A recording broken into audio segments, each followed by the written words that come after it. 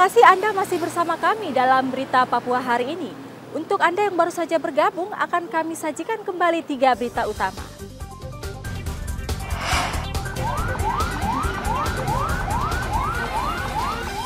Kompor meledak sebuah rumah di Kabupaten Mimika, ludes terbakar. Polisi dan tentara di Lanijaya memburu penembak polisi dan seorang warga. 30 anak di Panti Asuhan Muhammadiyah AB Pura, Kota Jayapura mendapat bantuan uang tunai dari Yayasan Pundi Amal Peduli Kasih SCTV Indosiar.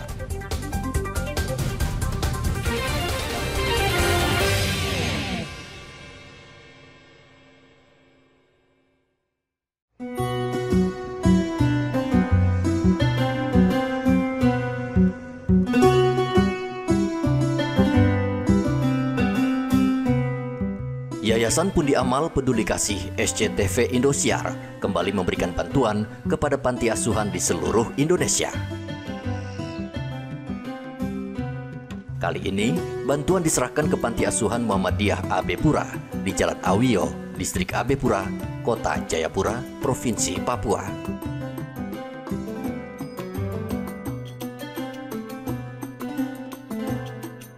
Panti Asuhan Muhammadiyah yang berdiri sejak tahun 1963 menampung 30 anak yang berasal dari berbagai daerah di Papua maupun di luar Papua, seperti dari Gorontalo dan Sulawesi Selatan.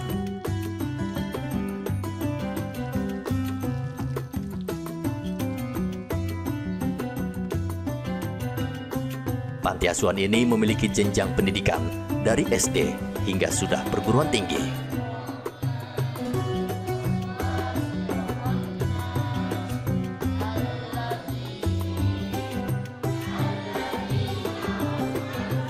Bantuan dengan tema Cinta Anak Yatim itu adalah Yayasan Pundi Amal Peduli Kasih SCTV Indosiar yang membagikan uang tunai sebesar Rp10.412.076. Pengelola panti merasa bersyukur karena bantuan ini bisa meringankan beban mereka.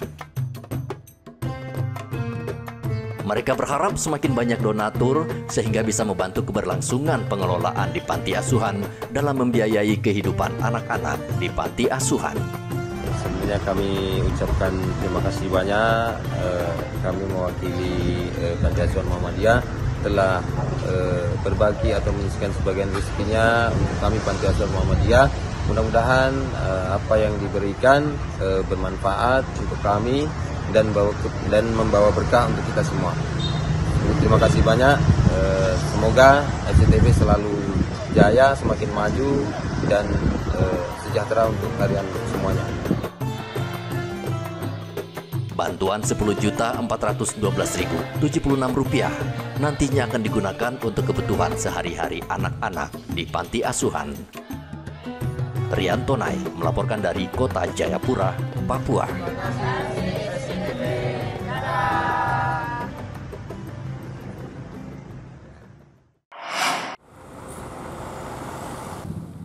Polres Merauke dan pengelola SPBU merencanakan akan membuka pelayanan BBM bersubsidi dimulai pukul 6 pagi untuk mengurai antrean di SPBU. Antrean di SPBU menyebabkan kemacetan di sekitar jalan utama. Pengelola SPBU Ahmad Yani, Albert, mengatakan pasokan BBM bersubsidi tidak ada pengurangan hingga saat ini, sehingga kemungkinan yang menyebabkan antrean kendaraan karena bertambah banyaknya jumlah kendaraan. Dilihat dari antrian kendaraan setiap hari semakin banyak. Kalau jam 6 pagi ya mungkin akan mengurangi antrian. Nah, kalau untuk pagi, setiap pagi kalau kita mau buka dari jam 6 sampai jam setengah 9 malam, tergantung dari pasokan atau dari pengiriman dari Pertamina. Kalau macam dia tiap hari hanya dikirim 20 KL untuk solar, bisa sampai jam 3 atau jam 4 sore. Sekarang dikirim berapa saja nih? Berapa kali? Kalau kita solar tiap hari hanya 1 minggu 3 hari kita dapat 20 KL. Berarti satu kali drop-in untuk satu hari biasanya itu berapa? 8, 10? 10. 10 ya? 10. Nah artinya begini, kalau dibuka jam 6 pagi berarti otomatis kalau bisa dropping solar itu ditambah begitu? Kalau bisa ditambah, biar kita jual sampai jam 3, jam 4 bisa. Kalau hanya dapat 10 KL ya paling tidak kalau jam setengah 6, jam 6 buka, paling jam 12 atau jam 11 ya kita sudah sama saja tidak bisa jual lagi. Salah satu SPBU yang terpadat di Merauke yaitu SPBU yang ada di Jalan Ahmad Yani, Merauke. Kepadatan SPBU ini dapat dilihat jumlah antrian kendaraan yang menunggu pengisian BBM di SPBU, termasuk antrian kendaraan di luar SPBU. Pengendara rela antre berjam-jam karena kesulitan mendapat BBM bersubsidi di Merauke. Muhammad Ridwan melaporkan dari Merauke, Papua Selatan.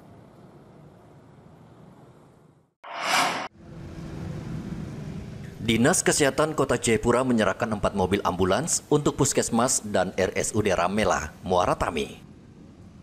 4 mobil ambulans ini akan digunakan sebagai puskesmas keliling di Puskesmas Abepura, RSUD Ramela, Puskesmas Emerau, dan Puskesmas Eliuyo, Kota Jayapura. Bantuan diberikan secara simbolis oleh penjabat Wali Kota Jayapura, Christian Sohilait, di Terminal Entrop, Jayapura.